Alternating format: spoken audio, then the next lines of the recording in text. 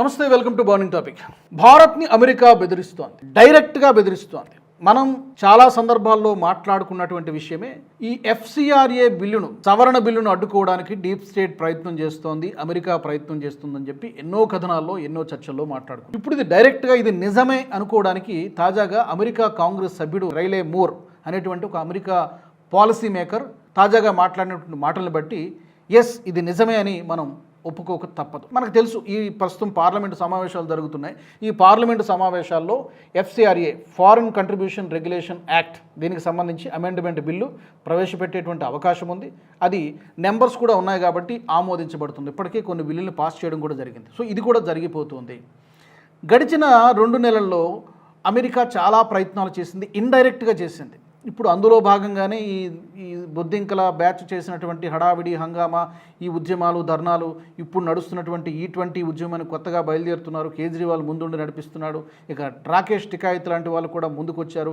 ఇదంతా కూడా ఒక ఎకోసిస్టమ్ రన్ అవుతూ ఉంది. ఇదంతా కూడా ఇండైరెక్ట్ ఎఫర్ట్ ఇది. సరే, ఇంకా మనం ఇండైరెక్ట్గా ఎంత చెప్పినా భారత ప్రభుత్వం వినడం లేదు కాబట్టి ఇక డైరెక్ట్గానే అటాక్ చేద్దామని బహుశా అమెరికా అనుకుందేమో. అందుకనే ఈ రైలే మూరే చేత ఒక స్టేట్మెంట్ ఇప్పించింది. ఏంటి ఆ స్టేట్మెంట్ అంటే, అతను ఏమంటున్నాడు, క్రైస్తవులపైన భారత ప్రభుత్వం డైరెక్ట్గా అటాక్ చేస్తోంది. చూడండి ఎంత అగ్రెసివ్ స్టేట్మెంట్ ఇది. క్రైస్తవులపైన, క్రిస్టియన్ మిషనరీలపైన భారత ప్రభుత్వం అటాక్ చేస్తోంది, ఇట్స్ ఎ డైరెక్ట్ అటాక్ అని చెప్పి రైలే మూరి మాట్లాడుతున్నాడు. ఎందుకు అంటే FCRA అమెండ్మెంట్ బిల్లును తీసుకురావడం ద్వారా వీళ్ళకి ఫండింగ్ అందకుండా భారత ప్రభుత్వం చేసేస్తుంది, క్రిస్టియన్ మిషనరీల యాక్టివిటీలపైన పూర్తిగా షట్ డౌన్ చేసేస్తున్నారని చెప్పి అతడు ఆరోపణలు చేస్తున్నాడు. అంటే ఏంటి దాని అర్థం అంటే, భారతదేశంలో ఉన్నటువంటి క్రిస్టియన్లను, క్రిస్టియన్ మిషనరీలను ఇప్పటికే కొంతమంది బయలుదేరారు. ఇతడు ఇచ్చినటువంటి స్టేట్మెంట్ ద్వారా అతడు రెచ్చగొట్టేటువంటి ప్రయత్నం చేస్తున్నాడు. మీరు ప్రభుత్వం పైన తిరగబడండి, ఎందుకంటే ఇది డైరెక్ట్గా క్రిస్టియన్లపై దాడి చేస్తోంది భారత ప్రభుత్వం. అండ్ ఆయన ఇంకొక మాట కూడా ఉన్నాడు, ఈ బిల్లును ప్రవేశపెట్టి పాస్ చేస్తే కనుక భారత్ అమెరికా మధ్య ద్వైపాక్షిక సంబంధాలు ఎఫెక్ట్ అవుతాయి, అంటే దెబ్బతింటాయి సంబంధాలు, మరి చూసుకోండి అని చెప్పి ఆయన డైరెక్ట్గానే మాట్లాడుతున్నాడు. ఏం జరుగుతుందంట, అతను ఏం చెప్పాలనుకుంటున్నాడు? ఇప్పుడు భారత చట్టాలను మనం ఏం పాలసీస్ చేసుకోవాలో, ఎలాంటి చట్టాలు చేసుకోవాలో మన పార్లమెంట్లో మన ప్రతిపక్షాలు, మన ప్రభుత్వము, మన ప్రజలు కలిసి మనం నిర్ణయించుకోవాల్సినటువంటి విషయాలు ఇవన్నీ కూడా. మన చట్టాల గురించి ఎవడో బయట దేశం మాట్లాడడం ఏంటి?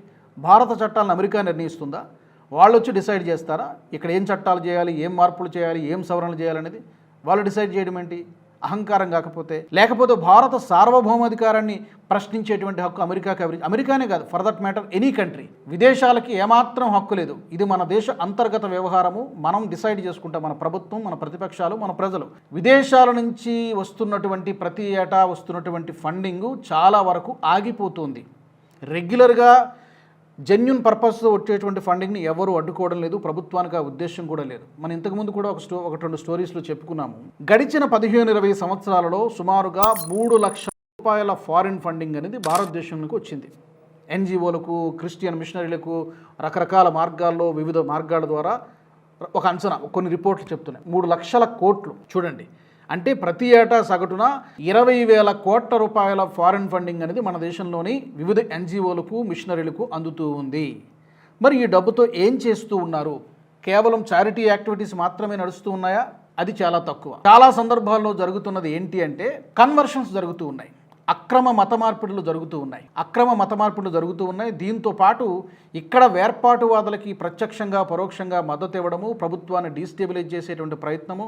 ఫర్ ఎగ్జాంపుల్, అక్కడ మణిపూర్లో అల్లర్లు రాజేయడం కానీ, మిజోరాంలో కొంతమంది ఎవరైతే కాస్త ప్రభుత్వం మీద కాస్త కూస్తూ అసంతృప్తి ఉంటే దాన్ని మరింత అగ్నికి ఆజ్యం పోసినట్టుగా వాళ్ళని రెచ్చగొట్టడం కానీ, ఎక్కడున్నటువంటి సంఘ విద్రోహ శక్తులకి, లేకపోతే ప్రభుత్వాన్ని దుమ్మెత్తి పోసేటువంటి కొంతమంది యాక్టివిస్టులకి, మీడియా సంస్థలకు వాళ్ళకు ఫండింగ్ ఇవ్వడం కానీ, ఇది రకరకాలుగా ఈ ఫారిన్ ఫండింగ్ అనేది డిస్ట్రిబ్యూట్ అవుతూ ఉన్నది.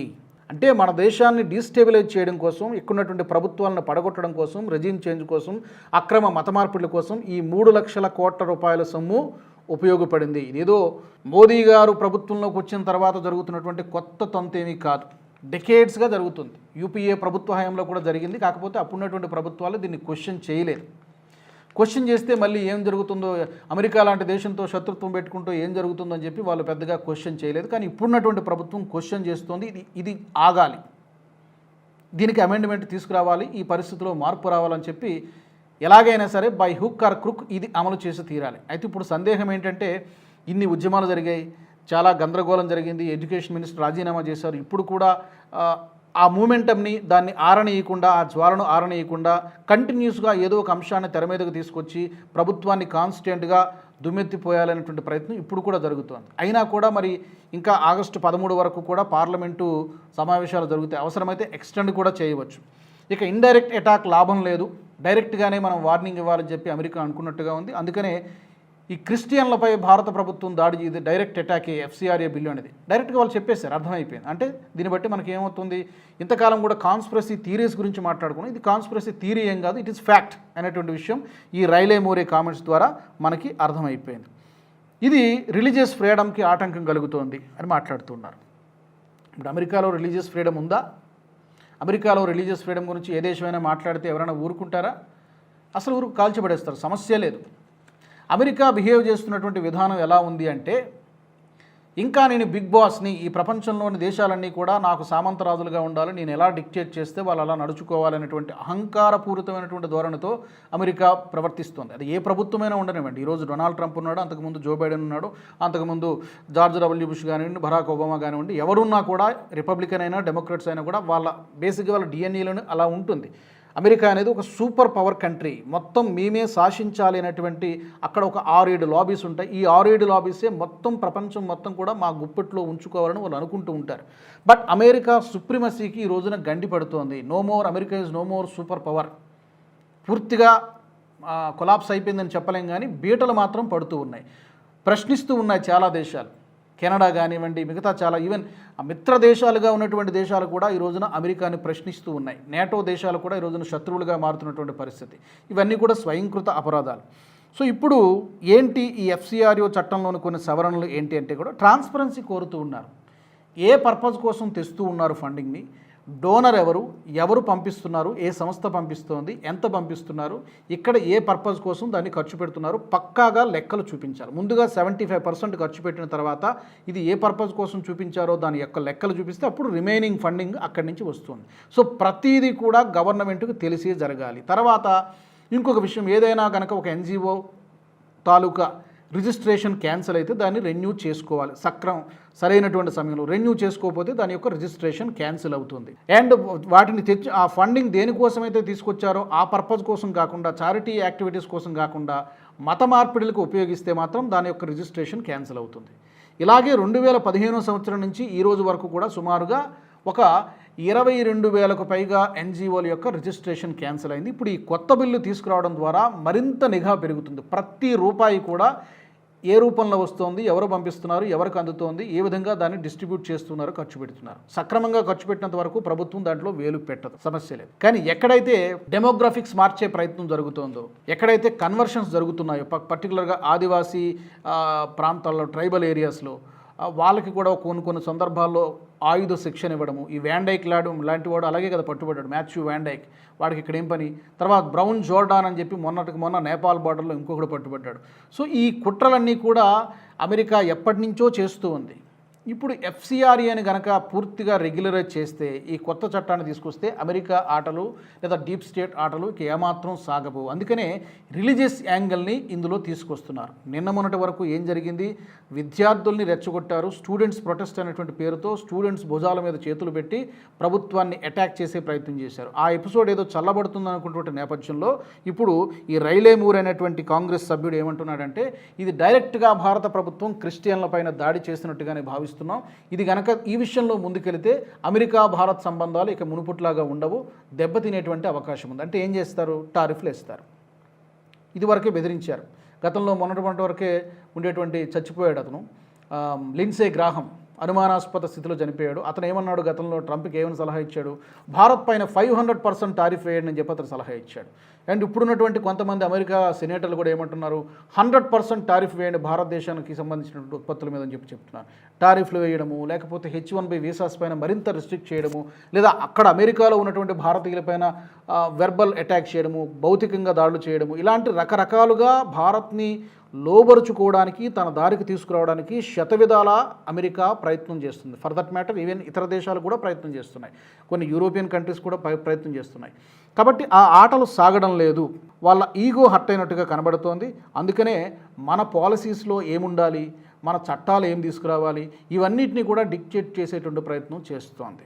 ఒకటి రెండు సందర్భాల్లో జయశంకర్ గారు అంతర్జాతీయ వేదికలపై చెప్పారు, Europe has to change it's mind set. Me mind set మారాలి. ప్రపంచ దేశంలో ఏ సమస్యలు ఉన్నా కూడా మీకు పట్టవు, కానీ యూరోప్ యొక్క సమస్యలన్నీ కూడా ప్రపంచ సమస్యలే, కానీ ప్రపంచంలో ఉన్నటువంటి సమస్యలు యూరోప్కి పట్టదు అని మీరు ఫస్ట్ ఆఫ్ ఆల్ భారత్కి నీతులు బోధించడం మానేసేయండి, షట్ యువర్ మౌత్ అని కుండబద్దలు కొట్టినట్టుగా ముఖం మీదనే అంతర్జాతీయ వేదికలపై పలు సందర్భాల్లో జయశంకర్ గారు చెప్పారు. ఈ ధిక్కార ధోరణి, ధిక్కారమని అనలేము, ఈ మాటకు మాట ఎదురు చెప్పేటువంటి ధోరణి అమెరికా డైజెస్ట్ చేసుకోలేకపోతుంది. అందుకనే ఈ చుట్టూ ఉన్నటువంటి నైబరింగ్ కంట్రీస్లో ఏదైతే జరిగిందో, బంగ్లాదేశ్లో ఎలా ప్రభుత్వాన్ని కూల్చేశారో, నేపాల్లో ఎలా ప్రభుత్వాన్ని కూల్చేశారో, శ్రీలంకలో రాజపక్షే సోదరులు ఏ విధంగా దేశం విడిచి పారిపోవాల్సి వచ్చిందో, ఇక్కడ పాకిస్తాన్లో ఇమ్రాన్ ఖాన్ని ఏ విధంగా జైలుకు పంపించారో, ఈ నైబరింగ్ కంట్రీస్లో సక్సెస్ఫుల్గా పనిచేసినటువంటి ఈ ఫార్ములాను ఈ రోజున భారతదేశంలో కూడా అమెరికా అప్లై చేస్తోంది. చాలా గట్టి యుద్ధమే చేస్తోంది. మోదీ గారి మెడలు వంచడానికి, భారత ప్రభుత్వం మెడలు వంచడానికి, దాంట్లో భాగంగానే ఇప్పుడు క్రిస్టియన్లను రెచ్చగొట్టేటువంటి ప్రయత్నం అమెరికా చేస్తున్నట్టుగాని తాజాగా రేలే మూరే స్టేట్మెంట్ బట్టి మనకు అర్థమవుతోంది. కేంద్ర ప్రభుత్వం ఒకటే చెప్తుంది, ఇది ఈ చట్టం అనేది ఏ మతానికి వ్యతిరేకం కాదు. విదేశీ నిధులు దుర్వినియోగం అవుతున్నాయి, దాన్ని అరికట్టడం కోసం, ట్రాన్స్పరెన్సీ పెంచడం కోసం, దేశ భద్రత, నేషనల్ సెక్యూరిటీ అంశం కూడా ఇందులో ముడిపడి ఉంది. కాబట్టి నేషనల్ సెక్యూరిటీ అనేది అన్నిటికీ మించి, దానికి మించి ఇంకేం లేదు. మన దేశాన్ని మనం కాపాడుకోవాలంటే ఏ ఎక్స్టెంట్కైనా వెళ్లాల్సి ఉంటుంది. అందులో ప్రైవసీలు, గీవసీలు ఇవన్నీ కాదు, ఇవన్నిటిని కూడా పక్కన పెట్టాల్సి ఉంటుంది. దానికోసం మాత్రమే మా దేశాన్ని మేము కాపాడుకోవడం కోసము FCRA సవరణ బిల్లును తీసుకొస్తున్నామని చెప్పి భారత ప్రభుత్వం చాలా స్పష్టంగా చెబుతుంది. అయితే ఇప్పుడు పాయింట్ ఏంటంటే, మరి ఈ సమావేశాల్లో ఇంత గందరగోళం జరుగుతోంది కాబట్టి, బెదిరింపులు కూడా వస్తున్నాయి కాబట్టి, మోదీ సర్కార్ ఈ బిల్లును ప్రవేశపెడుతుందా, లేకపోతే కాస్త ఆచితూచి నెక్స్ట్ సెషన్లో ఏమైనా అంతవరకు దీన్ని ట్రాక్ చేద్దాం అనుకుంటుందా, ఏం చేస్తారో తెలియదు. But we have to wait and see. ఇప్పుడు మరొక అంశాన్ని, మత స్వేచ్ఛ గురించి మాట్లాడతారు, మానవ హక్కుల గురించి మాట్లాడతారు, ఇక రకరకాల అంశాలని ఉన్నవి లేనివి అన్నీ కూడా పుట్టించి మూకుమ్మడిగా దాడి చేసే ప్రయత్నం మాత్రం జరుగుతోంది. That is very clear. So అమెరికాకి ఎలా బుద్ధి చెప్పాలి, ఇక యు ఆర్ నో మోర్, ప్రపంచానికి పోలీసు నువ్వు కాదు, మైండ్ యువర్ ఓన్ బిజినెస్ అని చెప్పి అన్ని దేశాలు చెప్తున్నాయి. భారత్ ఇంకా గట్టిగా చెప్తోంది, ఇంకా స్ట్రాంగ్ టోన్తో చెప్తుంది, you are not a big boss, you are not a old police, కాబట్టి మైండ్ యువర్ ఓన్ బిజినెస్ అని చెప్పి మన భారత్ ఇండైరెక్ట్గా అదే చెబుతోంది. అందుకనే టారిఫ్ల విషయంలో మనం వెనక్కి తగ్గలేదు, వారే ఒక మెట్టు దిగి రావాల్సి వచ్చింది. ఎందుకంటే వాళ్ళకే నష్టం. ఈ రోజున భారత్ని ఇగ్నోర్ చేసి ఏ దేశం కూడా సర్వైవ్ కాలేదు పూర్తిగా. అతిపెద్ద మార్కెట్ మనది, కాబట్టి ఇంత పెద్ద మార్కెట్ని ఏ కంట్రీ కూడా వదులుకోలేదు. అమెరికా యొక్క అవసరం మనకెంత అయితే ఉందో, భారత్కి ఎంత అయితే ఉందో, భారత్ యొక్క అవసరం అమెరికాకు కూడా అంతే ఉంది. కాబట్టి తగ్గాల్సినటువంటి అవసరం లేదు. కాకపోతే ఆ బ్యాలెన్స్డ్ అప్రోచ్ మెయింటైన్ చేయాలి. అదే పని ప్రస్తుతం ప్రభుత్వం చేస్తోంది. మరి ఈ అమెరికా బెదిరింపులకు సంబంధించి మీ ఒపీనియన్స్ ఏంటి, తప్పకుండా మీరు కామెంట్ సెక్షన్లో పెట్టండి. వచ్చే ఎపిసోడ్లో మనం మరొక ఇంట్రెస్టింగ్ టాపిక్తో మాట్లాడుకుందాం. జై హింద్, జై భారత్. ఈ వీడియో మీకు నచ్చినట్టయితే లైక్ చేయండి, 10 మందికి షేర్ చేయండి. అలాగే కామెంట్ల రూపంలో మీ అభిప్రాయాలను మాతో పంచుకోండి. Nationalist hub group of channels ను సబ్స్క్రైబ్ చేసుకుని తెలుగునాట జాతీయవాద జర్నలిజాన్ని ప్రోత్సహించండి. ఈ వీడియో కింద ఉన్న బెల్ ఐకాన్ పై క్లిక్ చేయడం మర్చిపోవద్దు.